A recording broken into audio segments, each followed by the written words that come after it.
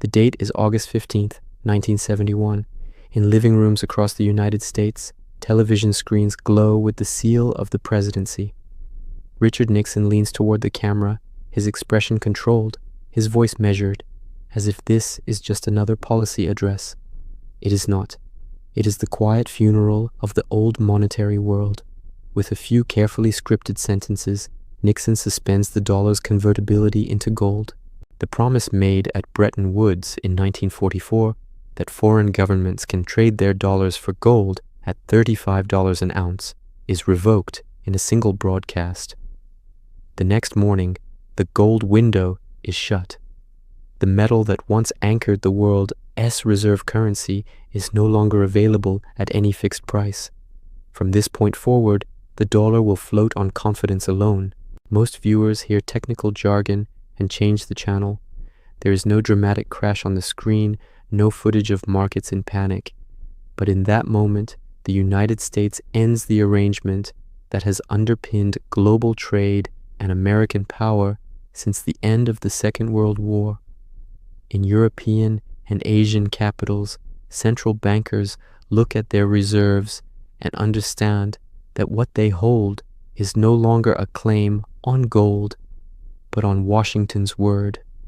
To see how we arrived at this point, you have to go back to 1945.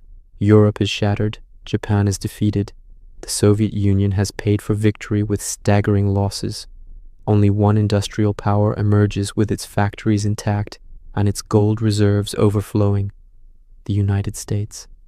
It controls the seas, dominates industrial production, and holds the financial leverage to dictate the framework of the post-war order. At a secluded hotel in Bretton Woods, New Hampshire, representatives of 44 nations gather to design that framework. The architecture they agree on is simple. Other major currencies will be pegged to the dollar. The dollar itself will be pegged to gold at $35 an ounce. Foreign governments can, in theory, exchange paper for metal on demand. Fixed exchange rates and a clear anchor for value are meant to prevent the chaos of the interwar years from returning. For nearly 3 decades, the system works. Economies rebuild. Trade expands. The dollar becomes the backbone of international finance. But a structural flaw sits at the center of this design. Maintaining a global military and economic system is expensive. The Cold War demands permanent deployments across Europe and Asia. The Korean War, then Vietnam, absorb vast resources. At home, social programs expand. Dollars pour out of the United States to pay for bases, weapons, aid, and imports. By the 1960s, foreign leaders begin to ask a dangerous question. Are there now more dollars in circulation than there is gold in Fort Knox? Francis Charles de Gaulle answers that question publicly. Calling the arrangement an exorbitant privilege, he sends dollars back to Washington and demands physical gold. Others quietly do the same. Reserves drain. The arithmetic becomes impossible to ignore. If every major holder of dollars presents them at once, there is not enough metal to honor the promise. Nixon faces a stark choice: defend the gold link and risk a run on U.S. reserves, or sever it and preserve the freedom to print and spend. In August 1971, he breaks the promise. By conventional logic, that decision should end the dollar's reign as the world's reserve currency. A reserve currency is supposed to be the safest asset in the system, a claim on something ultimate. Now the dollar is a claim on nothing but trust in the U.S. government. And yet, instead of collapsing, American monetary dominance survives.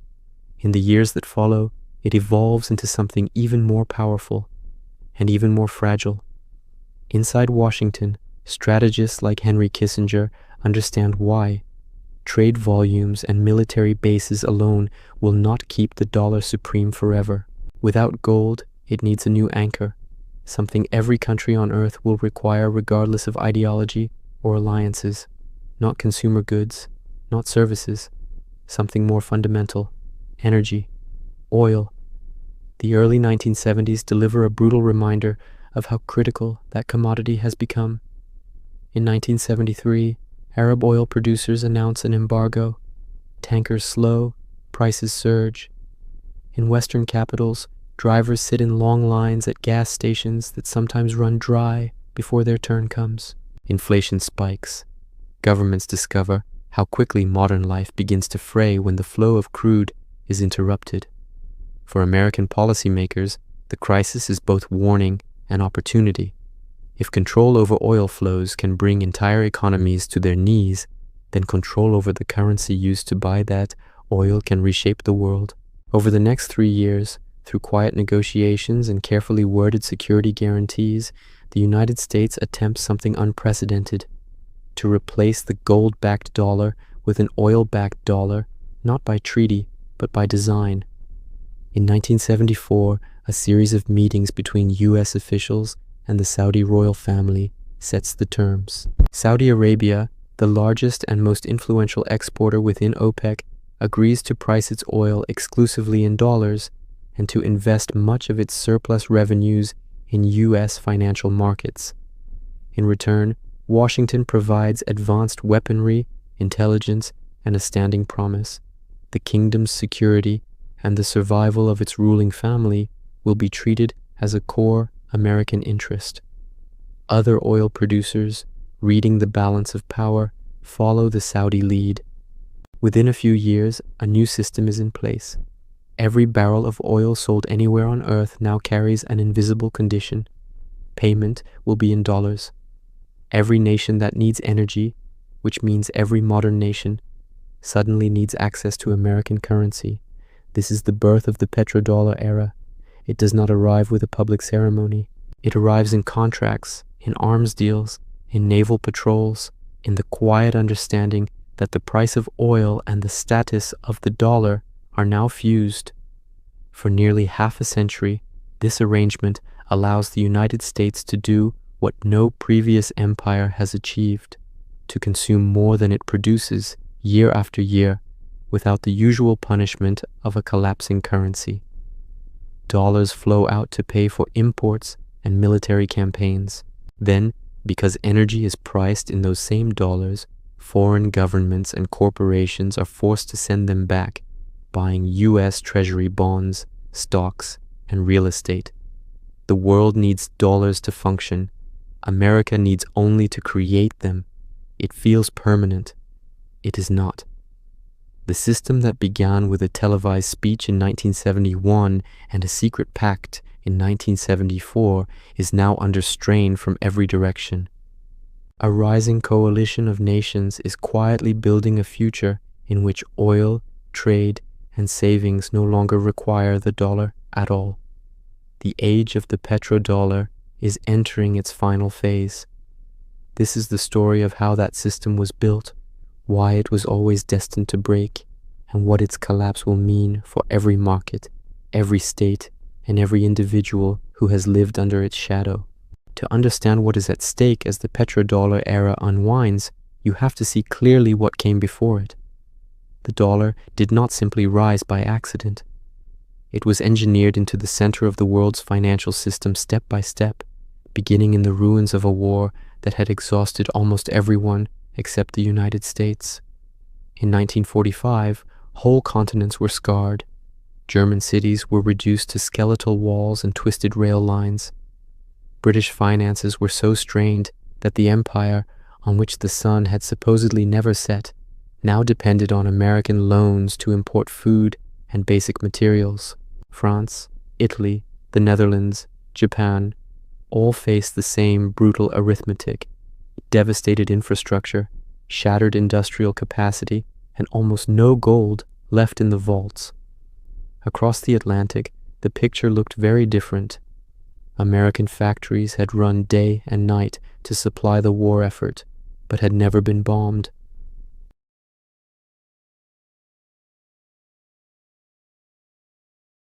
By the end of the war, the United States held more than half of the world's official gold reserves. Its navy controlled the sea lanes. Its economy accounted for an unprecedented share of global output.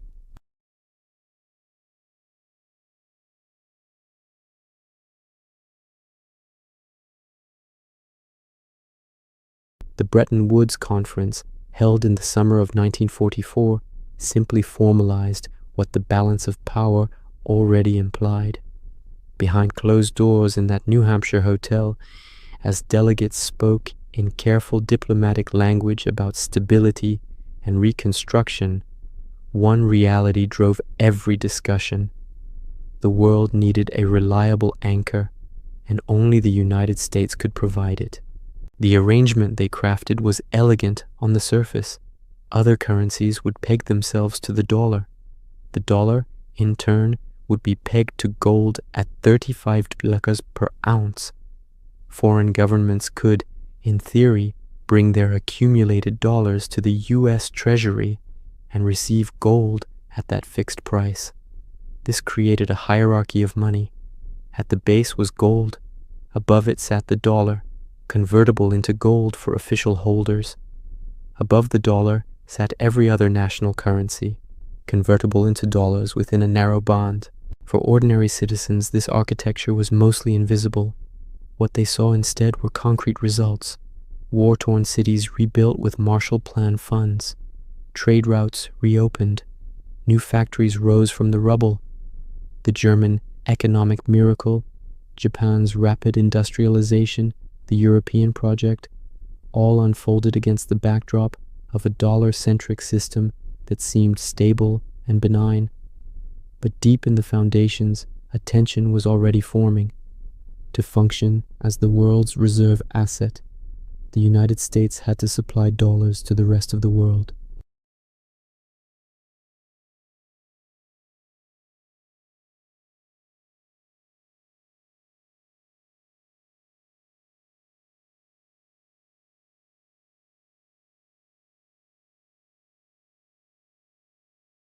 This created what would later be known as the Triffin dilemma.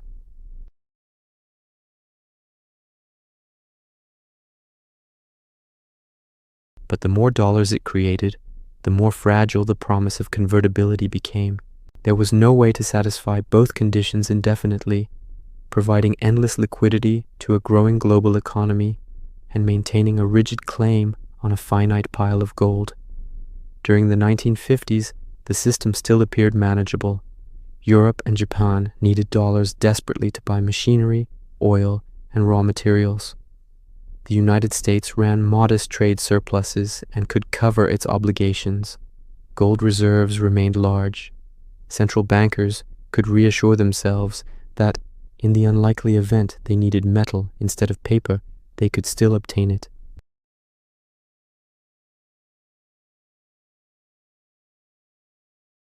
Abroad, the conflict in Vietnam escalated into a full-scale war requiring vast expenditures on troops, equipment, aircraft, and logistics. At home, the Great Society programs expanded social welfare, healthcare, and education.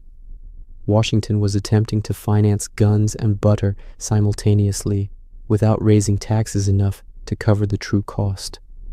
The gap between what the United States was spending and what it was earning had to be bridged somehow. The easiest path was to create more dollars. Those dollars flowed outward, to military bases in Asia, to contractors, to imports, to overseas investments. They accumulated on the balance sheets of central banks in Europe and elsewhere, especially as countries like West Germany and Japan began running persistent trade surpluses with the United States.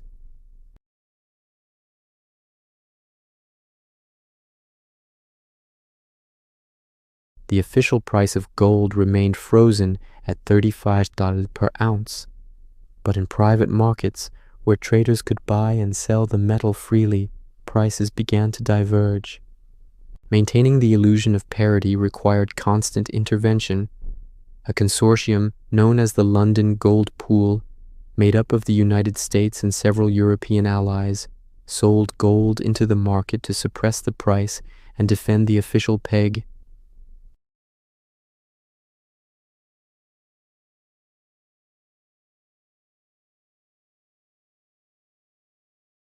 Foreign governments started to wonder if they would be the last ones holding paper when the music stopped. Some of them decided not to wait. Charles de Gaulle moved first and most publicly. In a televised address, he questioned why the world should accept American paper promises in exchange for real goods and resources indefinitely. He ordered the French central bank to convert large dollar holdings into gold, and even dispatched naval vessels to carry the metal back across the Atlantic. Other governments followed the same path, if more quietly. With each shipment of bullion leaving U.S. vaults, the underlying arithmetic grew worse. Officially, the United States still promised to redeem any foreign government's dollars for gold.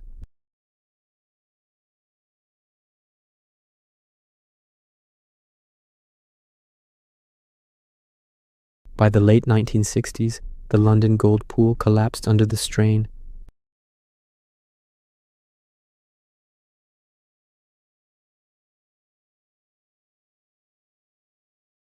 Some officials argued that austerity and tighter monetary policy could restore credibility. Others understood that the political appetite for sacrifice at home was non-existent. That is the context in which Nixon's 1971 address must be understood. It was not a calm, technocratic adjustment.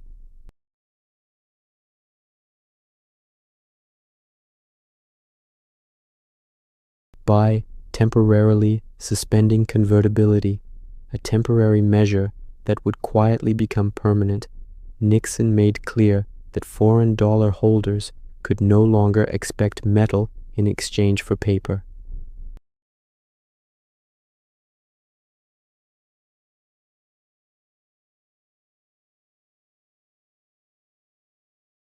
The world's reserve asset was now backed by nothing but the economic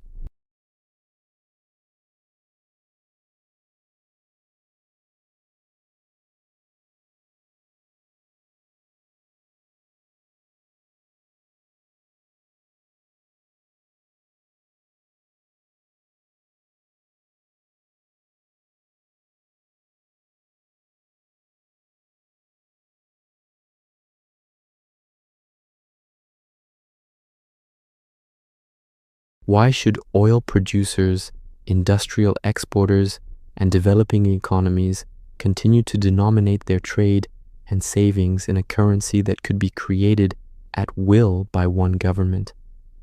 In Washington, that question was approached with a different kind of urgency.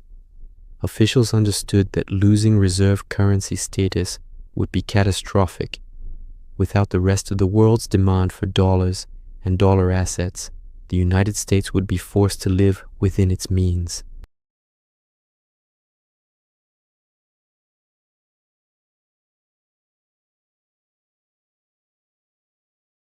A replacement anchor had to be found, and it had to be something that no country could afford to ignore. Gold was no longer viable. Another metal or commodity basket would not solve the problem.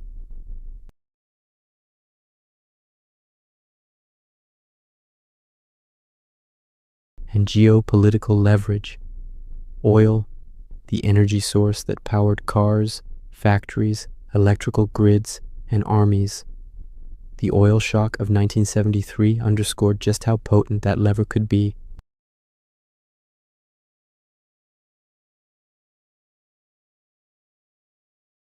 Lines at fuel stations stretched for blocks. Governments introduced rationing and speed limits. The message was unmistakable: control the flow of oil, and you control the tempo of modern life. American strategists saw beyond the immediate chaos.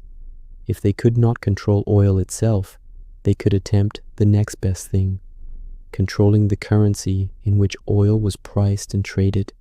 That would turn every barrel shipped anywhere in the world into a quiet reinforcement of dollar demand. The producer might sit in the Gulf, the consumer might sit in Europe or Asia, but the profits would flow through the same monetary channel. The negotiations that followed were not conducted in the open. They unfolded in secure rooms between senior U.S. officials and the ruling family of Saudi Arabia. The terms were straightforward but profound. Saudi oil would be sold exclusively in dollars. The kingdom would invest its vast surplus revenues in American financial markets, particularly in U.S. government debt. In exchange, the United States would guarantee the security of the regime, supply advanced weapons, and treat threats to Saudi stability as threats to its own strategic interests.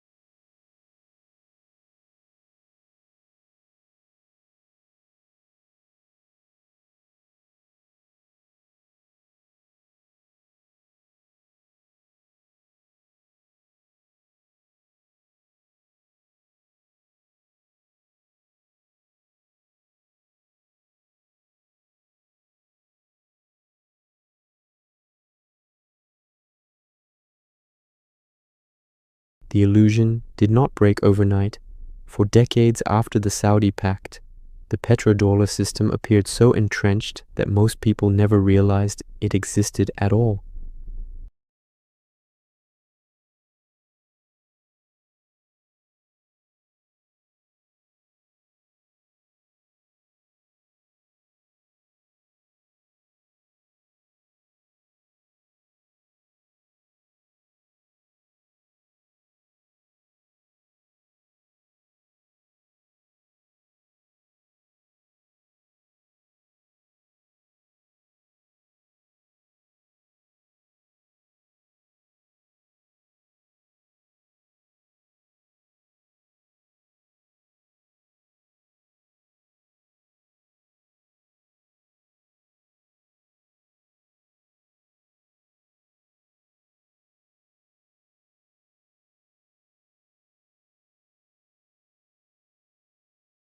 What would have been a crisis elsewhere became routine policy in Washington.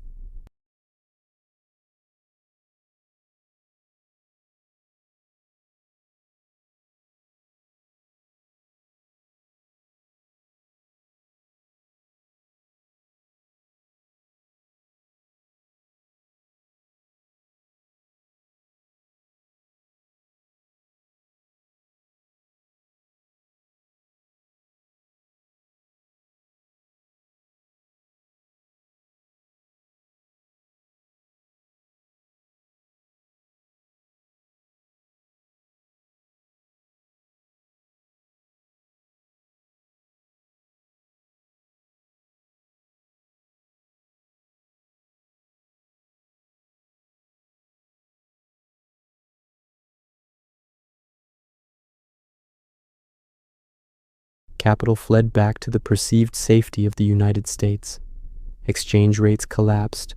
Local debts became unpayable. Rescue packages arrived with conditions: austerity, privatization, and deeper integration into the same dollar-centric system that had amplified the disaster. Growth was permitted, as long as it never threatened the hierarchy of the currency order.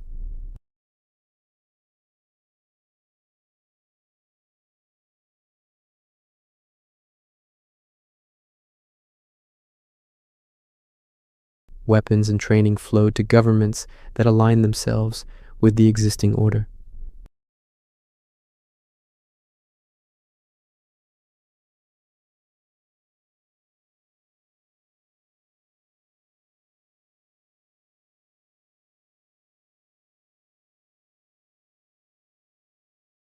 Countries that contemplated breaking ranks and selling their oil in another currency, or restructuring their financial systems away from the dollar, faced pressure.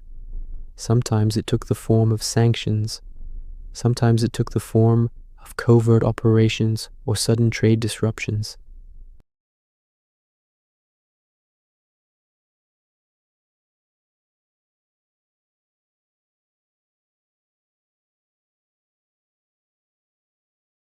The petrodollar system was not a suggestion. It was the operating system of global finance. The end of the Cold War briefly reinforced the illusion of permanence.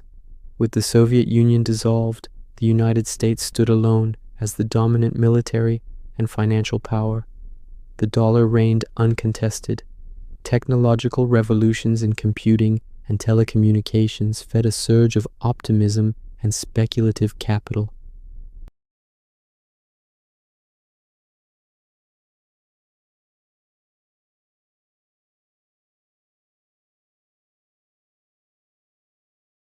That narrative had a blind spot.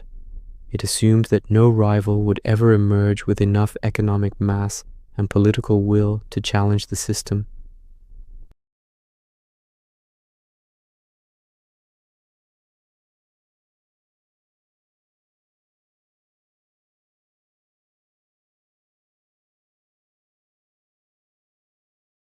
The turning point came when the United States began to use its monetary power not just as a background condition, but as an explicit weapon. Sanctions had existed before, but in the 2000s and 2010s, they expanded dramatically in scope.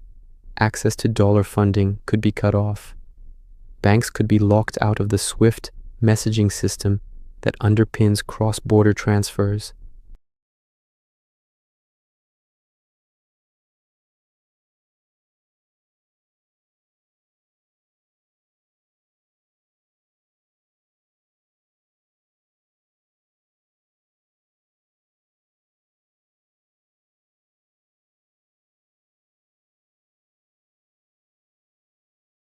If your financial system, your trade, and your reserves run through a network controlled by a single power, then your sovereignty is conditional.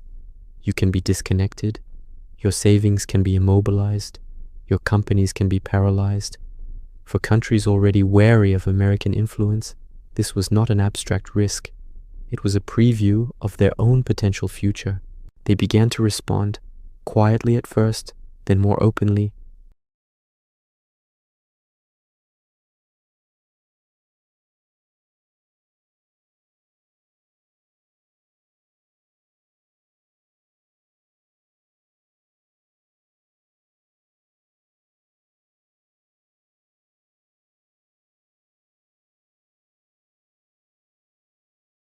China, aware that its rise depended on reducing exposure to a currency it did not control, deepened swap lines, launched its own cross-border payment system, and encouraged trading partners to settle accounts in Yuan. None of these moves toppled the petrodollar on their own.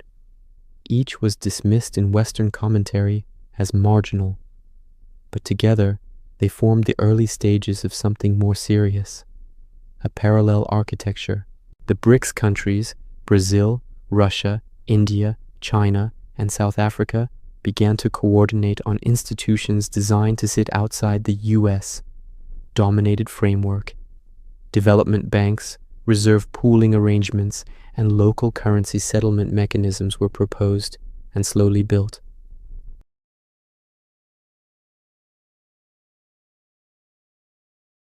Trade deals were structured specifically to avoid dollar conversion. Energy contracts were written with alternative currencies in mind.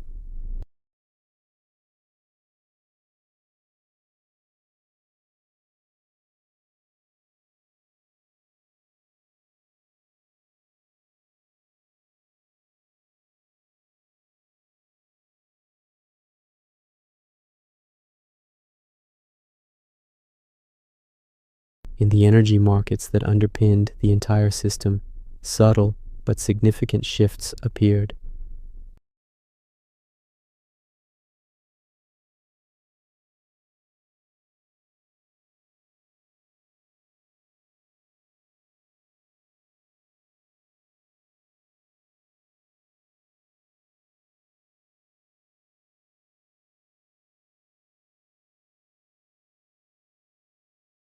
Collectively, they signaled something larger, a recognition that the petrodollar's monopoly over energy trade was no longer absolute. The system that had once seemed inevitable was now one option among several, and increasingly not the most attractive for countries that wanted insulation from American decisions. From the perspective of Washington, the official language remained calm. Analysts and officials described these developments as manageable, argued that no other currency had the depth and liquidity of the dollar, and insisted that there was no real alternative on the horizon. In a narrow sense, they were correct. There was no single rival ready to step in and replace the dollar one for one. But that framing missed the nature of the threat. The coming order does not need another solitary hegemon at its center. It can emerge as a network of regional currencies linked by swap lines, digital settlement systems, and commodity backing, none of which depends on a single state's promise. In such a world, demand for dollars does not have to vanish. It only has to fall enough to expose how much of America's apparent strength was built on the assumption that global thirst for its currency would never decline. The erosion is already underway.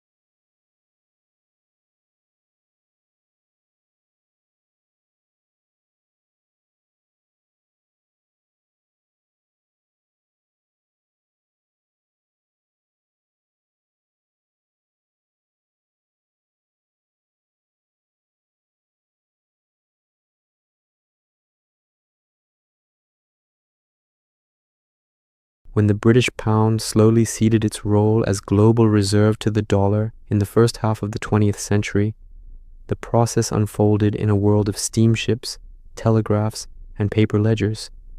Even then, the shift was painful and chaotic, marked by defaults, devaluations, and political upheaval.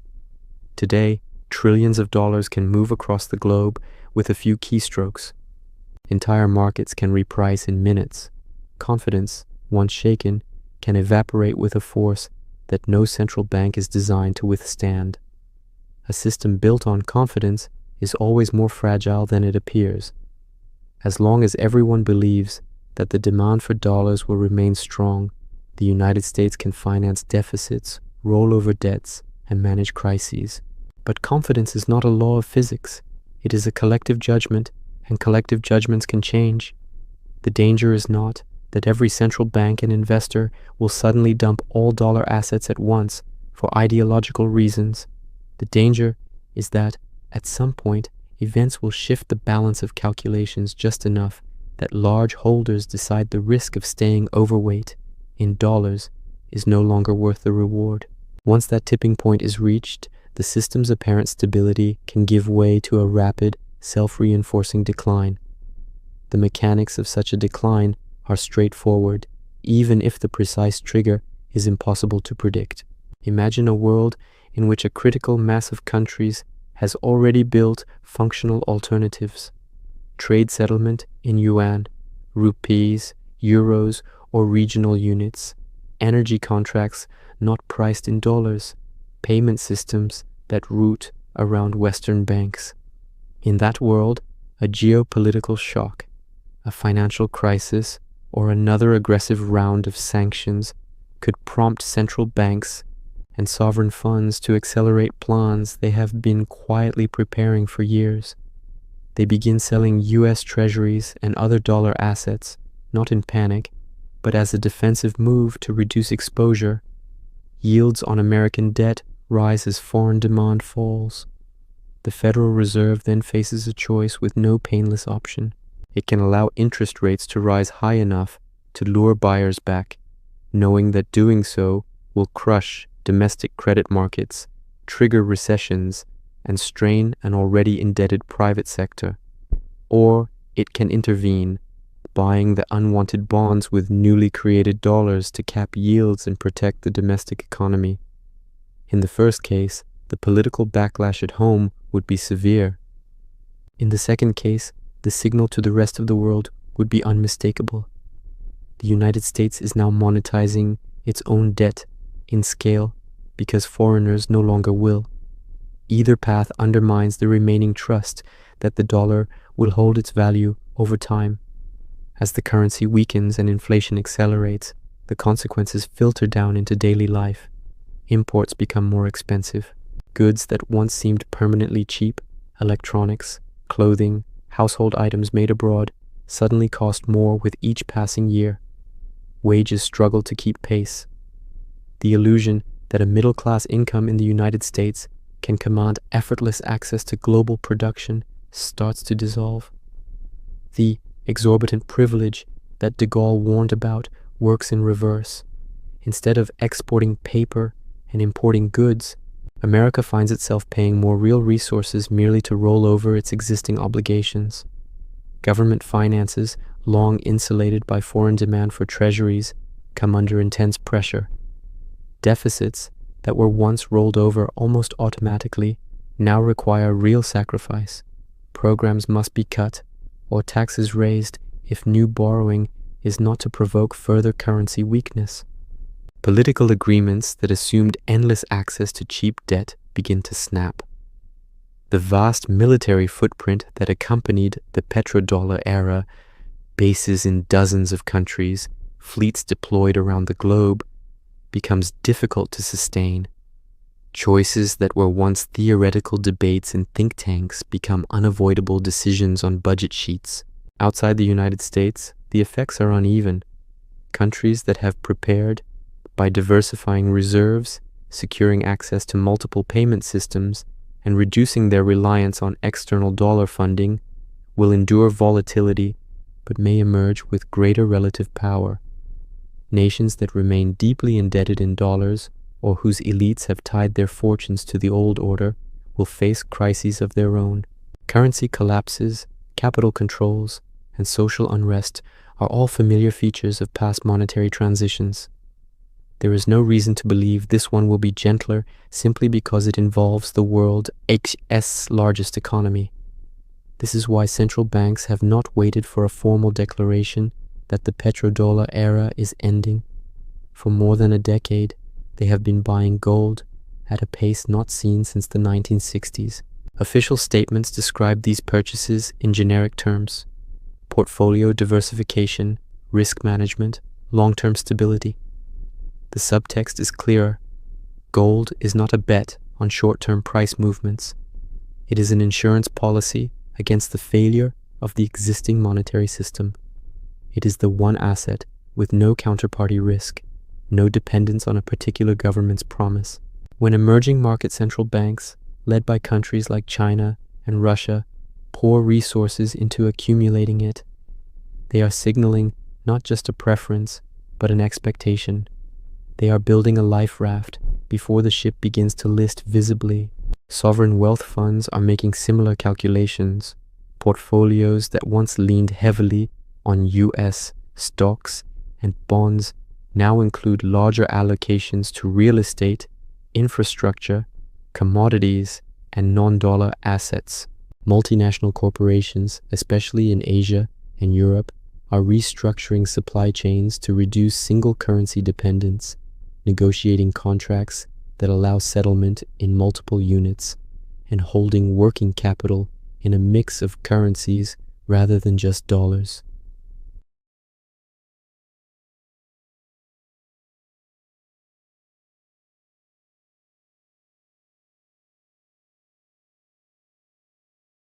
A person holding savings in dollars or in assets that depend entirely on dollar purchasing power may feel safe simply because the system has always worked that way in their lifetime.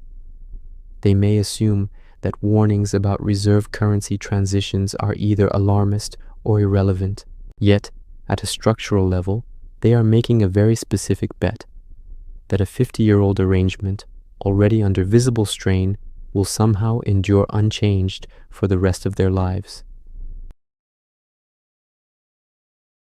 When reserve currencies lose their status, the damage is not limited to abstract indicators. It reaches into household finances and generational wealth.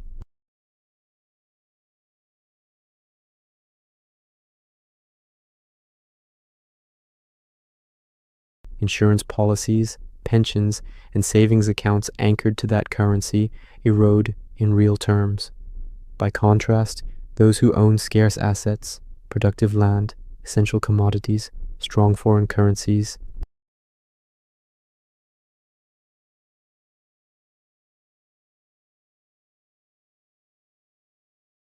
the transition away from the petrodollar will not be a clean, orderly exchange in which one system is politely retired as another takes its place.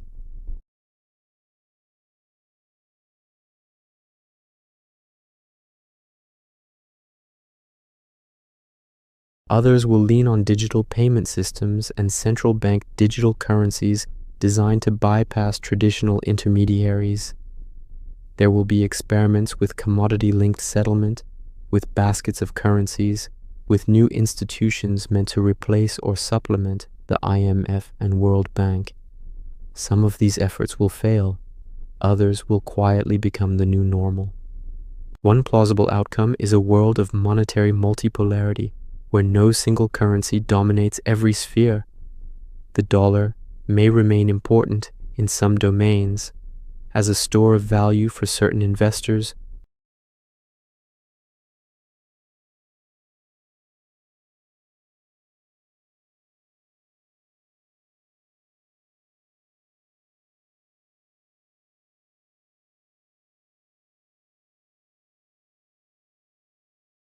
power in such a system becomes more diffuse.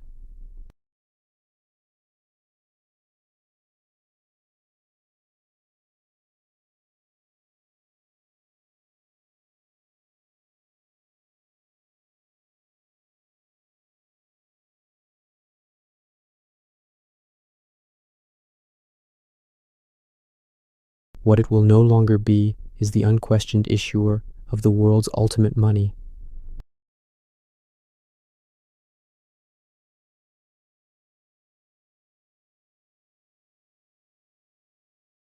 States that have relied on access to cheap dollars to maintain domestic stability will face uncomfortable recalculations. For those willing to look plainly at the evidence, none of this should be surprising. The Roman denarius was once trusted across continents.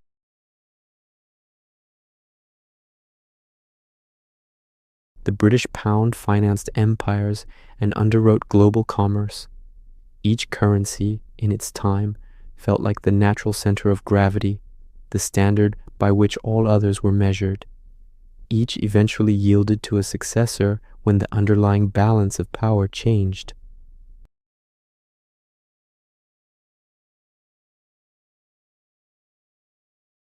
But it is not exempt from the logic that governed all its predecessors.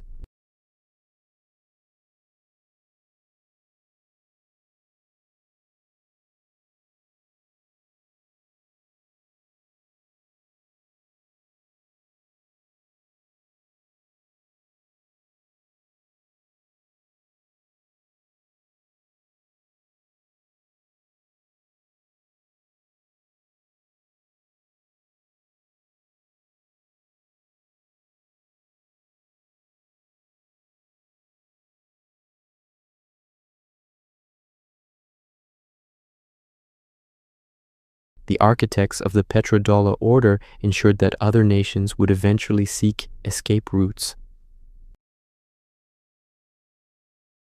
They are embedded in trade flows that bypass the dollar, in gold reserves accumulated quietly, in new institutions built with the explicit purpose of avoiding the old dependencies.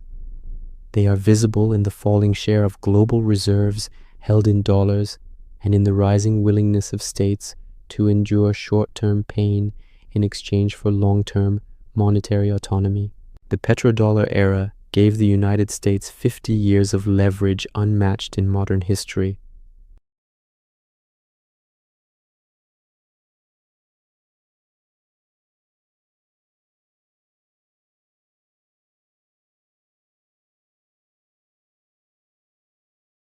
Even as real productive dominance shrank, that era is ending. The bill for half a century of unearned privilege is coming due, not as a single dramatic event, but as a cascade of adjustments, crises, and realignments that will define the coming decades. In such times, the greatest risk is not volatility itself, but denial.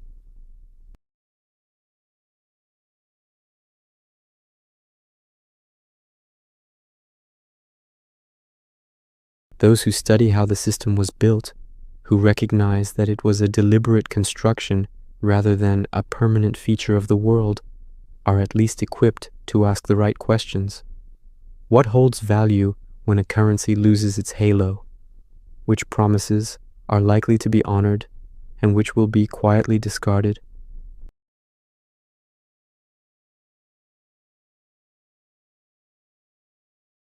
The answers will differ for each person, each institution, and each state, but the premise is the same. The petrodollar system that rose from the ashes of Bretton Woods and the oil shocks of the 1970s is not a law of nature. It is a chapter, and like every chapter in the history of money and power, it ends.